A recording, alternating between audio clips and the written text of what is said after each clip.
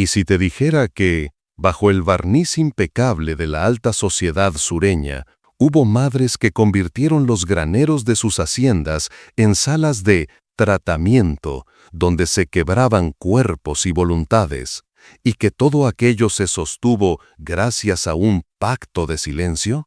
Quédate, porque hoy vamos a abrir un diario encuadernado en cuero, olvidado durante décadas en los archivos del condado de Adams, y a seguir a 3 hombres que arriesgaron la vida para detener la maquinaria de crueldad que devoró a 7 hijas de las familias plantadoras más ricas entre 1843 y 1847. Antes de continuar, dale like a este video, suscríbete y activa la campanita para que no te pierdas historias que intentaron borrar de la memoria. Y cuéntame, ¿desde qué estado o país nos estás viendo? Tu comentario ayuda a que esta investigación llegue a más personas. ¡Vamos allí! La versión oficial decía que las muchachas desaparecidas fueron enviadas a terminar de pulirse en colegios europeos o que contrajeron matrimonio con primos lejanos en Charleston. Pero la versión que se cayó, la que no asistió a los bailes ni a los sermones del domingo, empieza en la hacienda Kellerman, a 15 millas de Natchez, y en la mirada glacial de su dueña, Lucinda Kellerman, una mujer cuya vida entera fue una coreografía de apariencias, columnas impecables, plata bruñida, flores dispuestas al estilo francés, peinados al milímetro, silencio donde debía haber grito.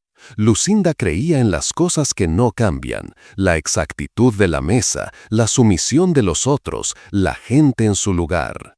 Lo que sí cambió, demasiado para su gusto, fue el cuerpo de su hija de 19 años, Catherine Kellerman, después de la muerte repentina, oficialmente, fallo cardíaco, extraoficialmente, láudano y una carta nunca entregada, de Thomas Kellerman, su padre. Para 1843, Catherine era, a ojos de su madre, el resumen de la vergüenza, grande, lenta, casi grosera en un mundo que exigía liviandad, cintura mínima, brillo de pájaro y obediencia ciega. Lo que para cualquier otra casa habría sido duelo, en la de Lucinda fue problema.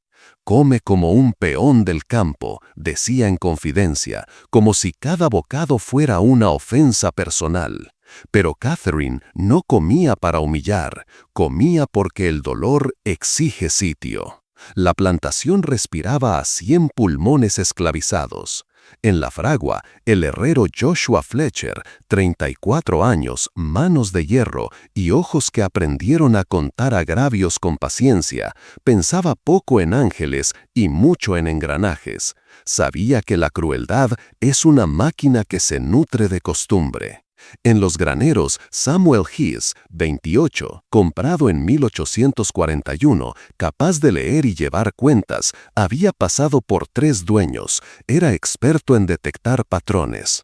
Y en el patio, Daniel Cooper, 16, traído de Luisiana, tartamudez de trauma, aprendía a caminar sin llamar la atención. Ninguno imaginaba que los 3 serían los ejes de una historia que no admitía medias tintas. El granero del Este, levantado en 1820, ya no almacenaba fardos listos para el río, se había quedado como un edificio útil para arreglos y grano. Separado de la casa por robles perennes y un tramo de tierra sin ojos curiosos, era, como diría el diario de Lucinda, un espacio perfecto para una rehabilitación cuyo éxito exige discreción. La palabra rehabilitación no significa nada si no se dice qué se intenta corregir y con qué medios. Lucinda la definía como disciplina aplicada al cuerpo hasta que recuerde su lugar. Entrada, 15 de marzo de 1843, Diario de Lucinda. He visto hoy a la señorita Margaret Ashworth. En el invierno parecía una vaca de pasto, hoy es pluma. Su madre me confió el método, labor sin concesión ni placer. No hay secreto más grande que el esfuerzo. ¿Por qué no habría de hacer lo propio con Catherine? Tengo lugar, medios y manos obedientes. A la mañana siguiente, Joshua, Samuel y Daniel fueron citados al salón. No pertenecían a ese paisaje, ni los tacones de Lucinda a la tierra que pisaban, pero el poder los hizo coincidir. «Caballeros», dijo ella, con la voz untada de miel que se usa para dar órdenes sin usar la palabra, «mi hija necesita rehabilitación física. Es débil e indolente. Ustedes la llevarán a trabajar en el granero del este de sol a sol. Anotarán avances en un cuaderno. Nadie hablará. ¿Queda claro?». En ese nadie hablará cabían el látigo, la venta a ingenios, la desaparición. Catherine no eligió. La doncella la vistió con un vestido de faena, todavía con camisón debajo, y la condujo al granero. Lo primero que sintió fue el olor a madera vieja y a polvo húmedo, el sonido del molino manual, la vibración del piso cuando alguien dejaba caer un saco. Lo segundo, el silencio. Joshua sujetó la piedra.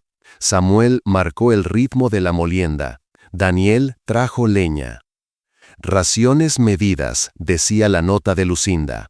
«Agua, 2 latas. Pan, 1. Carne, cada 3 días. Vigilancia constante». Casi a las 3, Lucinda llegó como quien inspecciona un caballo caro.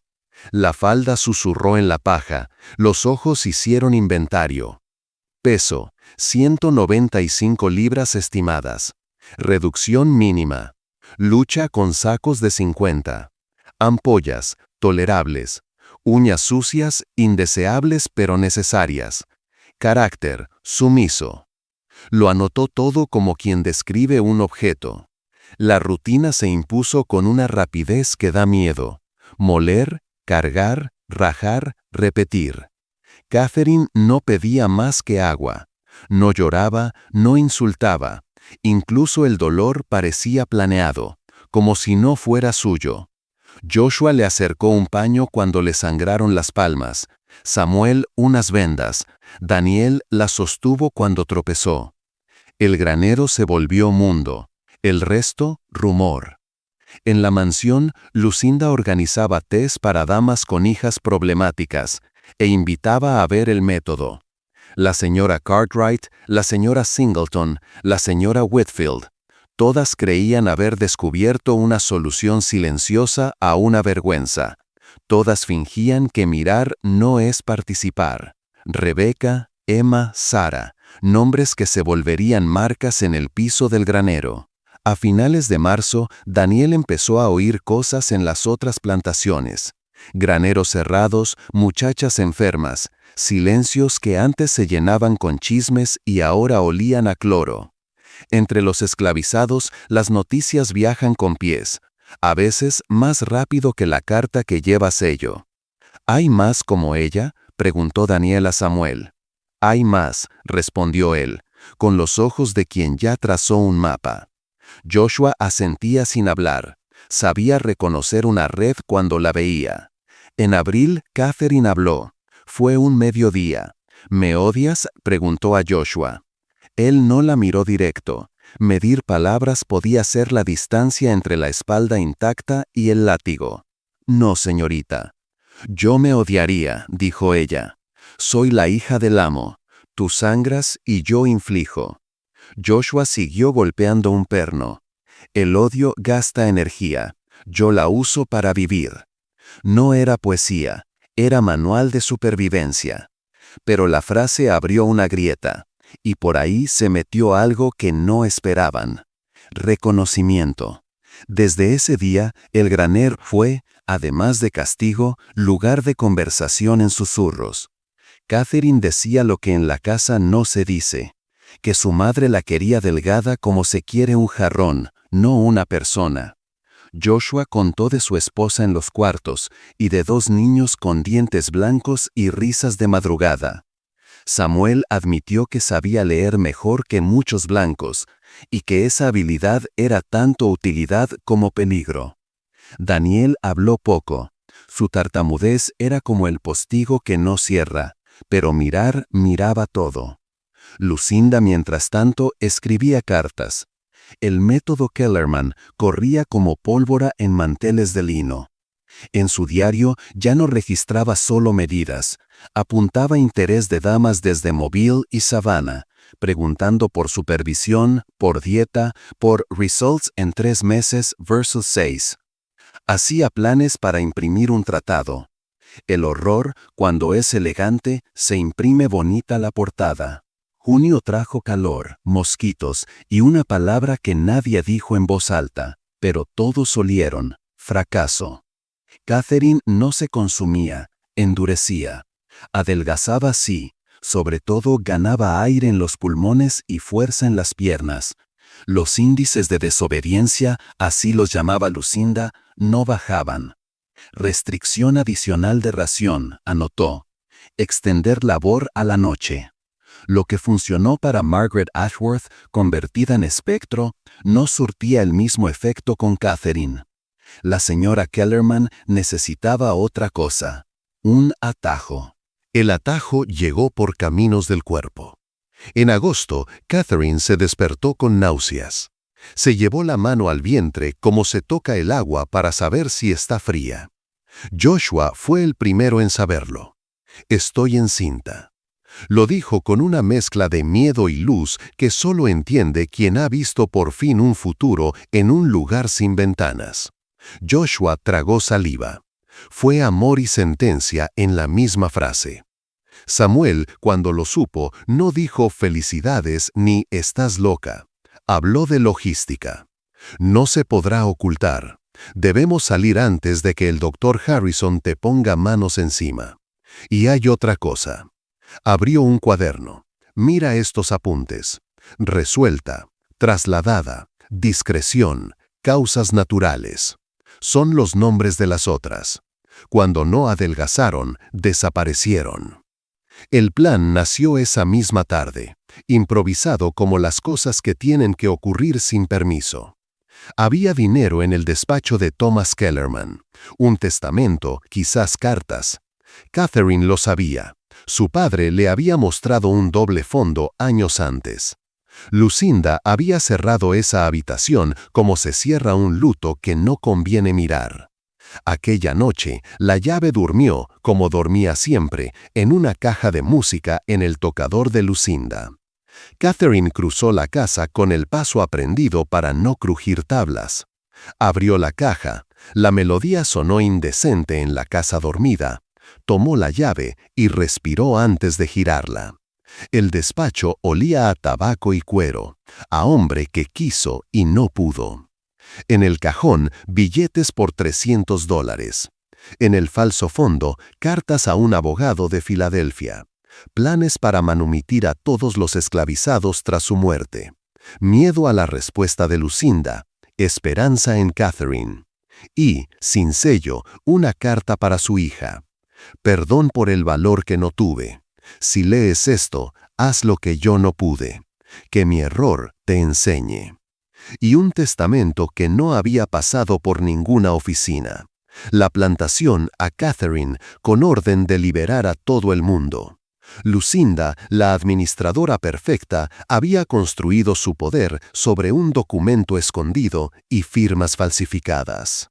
Catherine regresó al granero con dinero, cartas y el testamento escondidos en el forro de un abrigo de invierno. Nadie tocaría un abrigo en agosto. La visita del Dr. Harrison se anunció para el día siguiente. Su madre quería certificar progreso. Era un eufemismo. «Nos vamos esta noche», dijo Joshua. Samuel, que pensaba como contador y respiraba como corredor, puso condiciones. Papeles de viaje, identidad verosímil, una historia que el sistema trague. Catherine la inventó. Viuda respetable que viaja con 3 sirvientes al norte para venderlos y saldar deudas. Cartas de presentación, billetes de vapor. El sistema no sospecha de lo que se parece a sí mismo. Faltaban los papeles. Samuel caminó 8 millas hasta Natchez por atajos solo conocidos por quien ha sabido volverse sombra. Bajo la tarima de una bodega del muelle encontró a Crawford, hombre negro libre, experto en dar a los papeles el aire que tienen los papeles de verdad. Regresó con una cartera, sellos, firmas, billete para un vapor rumbo a Louisville, cartas para un hotel. Costó todo, pero costar no asusta cuando la alternativa son cadenas. Daniel se quedaría una noche extra, contaría una historia que lo hiciera parecer cobarde, no cómplice. La señorita me amenazó, me escapé, ella huyó. Sería golpeado, ganaría tiempo con su dolor. Salieron a las 2:30, en la hora en que el sueño profundo hace tropezar hasta al centinela. Catherine iba al frente, con sombrero de ala y velo. Joshua y Samuel cargaban un baúl. Daniel cerraba. No corrieron, caminaron como gente que tiene derecho a caminar. A las 6, el vapor Magnolia olía a café, hollín y madera. El capitán miró los papeles, miró a Catherine, miró a los tres. ¿Viaja sola, señora? Mi marido murió de fiebre amarilla. Voy con familia en Kentucky. Ellos para venta, para saldar deudas. El capitán dijo embarque, y Catherine creyó por un segundo que el río ayuda a quien lo mira con verdad. Ese segundo duró poco. Un hombre en el muelle los observaba con atención. Habló con el capitán, montó a caballo, voló. Los minutos hasta zarpar fueron un reloj que sangra. A las 7:30, el carruaje de Lucinda llegó como la reencarnación de una maldición. La acompañaban el sheriff y 3 hombres que olían a pólvora. Lucinda subió al barco, abrió la puerta del camarote. El mundo entero quiso contraerse para caber en ese rectángulo. ¿De verdad creíste que podrías escapar?, dijo con esa calma útil para alumbrar terror. Sé del testamento, sé de tus cartas y sé de tu embarazo. Catherine no dio un paso atrás. Tú mataste a Rebeca, a Emma, a Sara. Llamaste tratamiento a tortura. Robaste la plantación, falsificaste firmas. Padre quiso liberarlos a todos. Tú eres un hueco envuelto en seda. El sheriff alzó la voz. Señora Kellerman, si hay delito. No hay nada, cortó Lucinda. Samuel, con la mirada de quien entiende dónde meter la cuña, habló. Ya enviamos copias al norte, a abogados, a periódicos. Aunque nos maten, la verdad llega.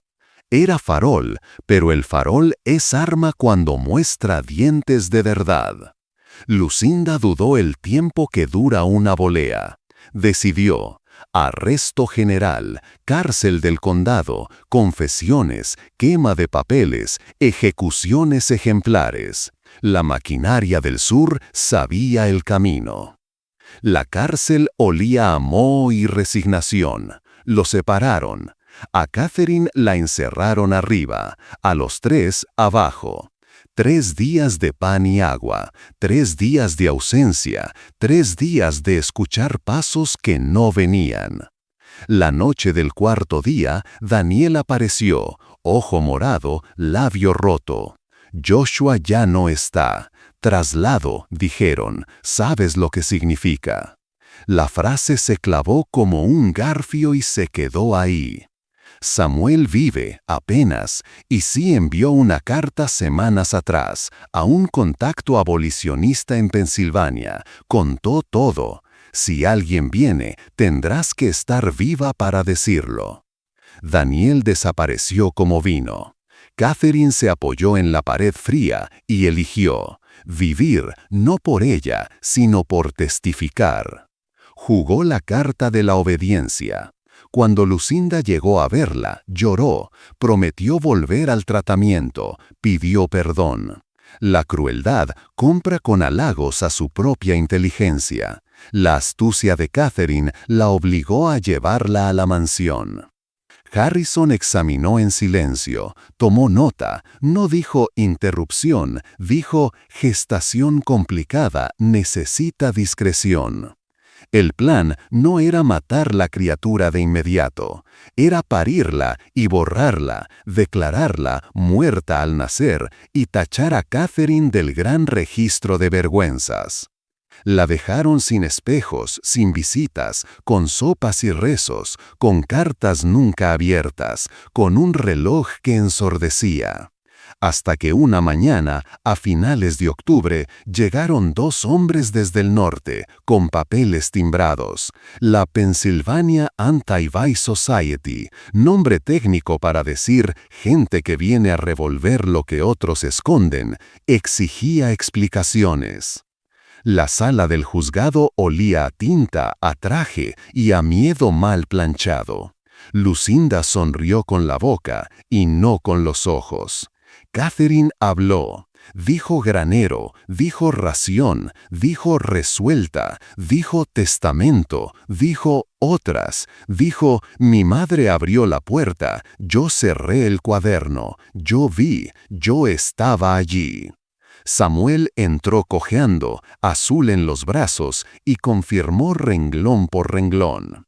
Daniel, temblor en la voz, aportó detalles que nadie habría inventado. El sheriff intentó sacudirse el polvo. No teníamos conocimiento.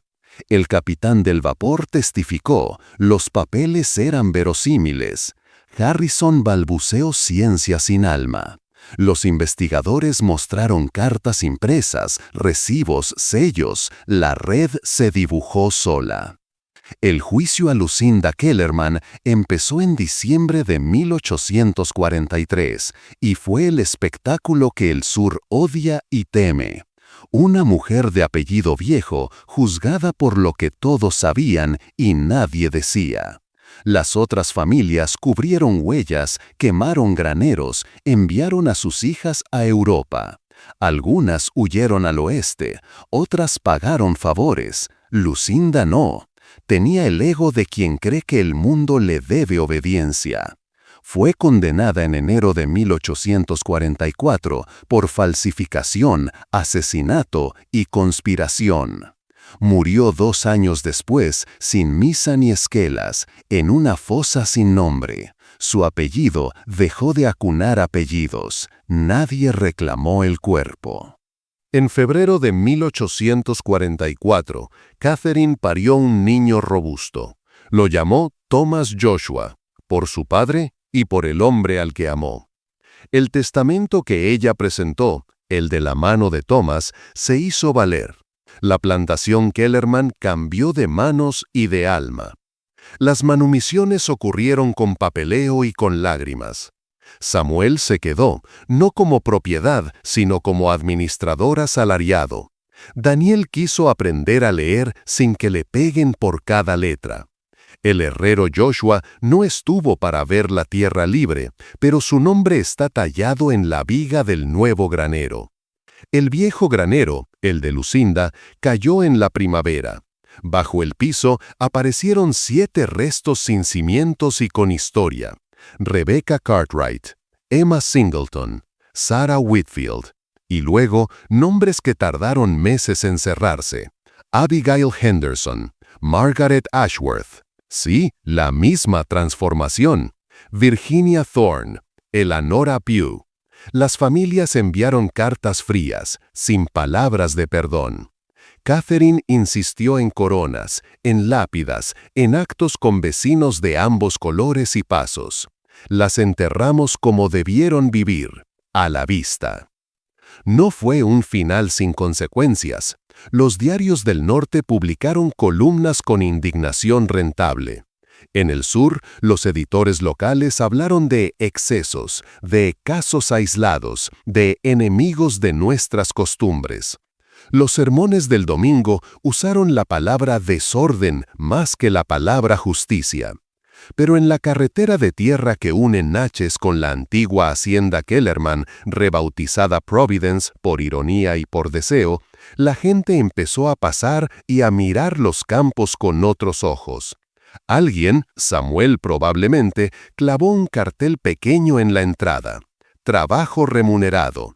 Agua libre. En una esquina, un banco de madera tantas veces lijado que ya no tiene astillas. Allí, cada tarde, Catherine se sentaba con su hijo y con quien quisiera escuchar. Contaba esta historia como quien pone ladrillos, con pausa y con exactitud. Hubo quienes preguntaron por qué hablar tan alto, si no temía que la buscaran, si no habría sido mejor vender y marcharse al norte. Porque callar es la forma más antigua de obedecer, respondía. Porque irnos es otra forma de abandonar a los que no pueden irse. Porque aquí, donde se quebraron cuerpos, hay que construir otra cosa. Y otra cosa era un molino de maíz comunitario, una escuela de domingo donde Daniel enseñó a niños negros y blancos a escribir la palabra agua sin pedir permiso, una clínica improvisada donde Samuel y una partera de Orleans juntaban ciencia y saber de campo, y un libro grueso encuadernado en cuero, donde Catherine apuntó todo. Ese es el diario que hoy está en el archivo del condado de Adams. Páginas que huelen a polvo y a tinta que no se rinde, listas de nombres, horas, métodos, cartas, testamentos, rezos y un epílogo no pensado para la imprenta, sino para las manos. En 1847, cuando la historia oficial todavía insistía en colegios europeos y primos lejanos, a Natchez llegó una carta con sello de Filadelfia. Dentro, además de agradecimientos y donaciones para la escuela y la clínica, había una frase subrayada: «Las investigaciones sobre las desapariciones en Mississippi no cesarán». No cesaron, aunque avanzaron como avanzan las cosas difíciles, un paso y retroceso, una columna en un diario y 3 puertas cerradas, un nombre que aparece y 4 que se borran, un granero que se demuele y 20 que siguen en pie. Aún así, algo cambió. Aún así. ¿Qué fue de Catherine? No se convirtió en santa, no lo fue ni pretendió. Cometió errores de gestión, se peleó con vecinos, lloró a escondidas por el hombre que el río no le devolvió. Se permitió engordar sin pedir disculpas. Rió fuerte en una sociedad que odia la risa en voz alta de las mujeres. A su hijo le enseñó a llamar padre a quien merecía la palabra, no a quien la ley exige. Cuando alguien le preguntó si no odiaba a su madre, dijo lo que aprendió de Joshua: «El odio gasta energía, la uso para vivir». Alzó escuelas, plantó álamos, prohibió el látigo en su tierra. No salvó el mundo, salvó un pedazo. Y cada primavera, en la fecha en que el registro marca los nombres de las 7 muchachas, en Providence se encienden 7 lámparas en el porche, una por cada granero apagado en silencio. La gente de camino se detiene. A veces rezan, a veces comen, a veces no hacen nada salvo estar, que es otra forma de memoria. En la viga maestra del nuevo granero hay 4 nombres tallados con navaja: Joshua, Samuel, Daniel y Catherine. No están alineados, no son bonitos. Son verdad. Si has llegado hasta aquí, eres parte de los que no miran hacia otro lado cuando el granero se cierra. Si esta historia te conmovió o te removió, deja un like. Nos ayuda a que el algoritmo no esconda lo que el poder quiso esconder antes. Suscríbete y activa la campanita para que te avise cuando publiquemos el próximo relato. Cuéntame desde dónde nos escuchas y qué escena se te quedó clavada. ¿La llave en la caja de música? ¿Los papeles del despacho? ¿El farol de Samuel en el vapor? ¿Las 7 lámparas? Te leo. Y recuerda, hay silencios que protegen y silencios que matan. Contarlas, una a una, es la única forma de que no vuelvan a resolvernos a nadie en un granero.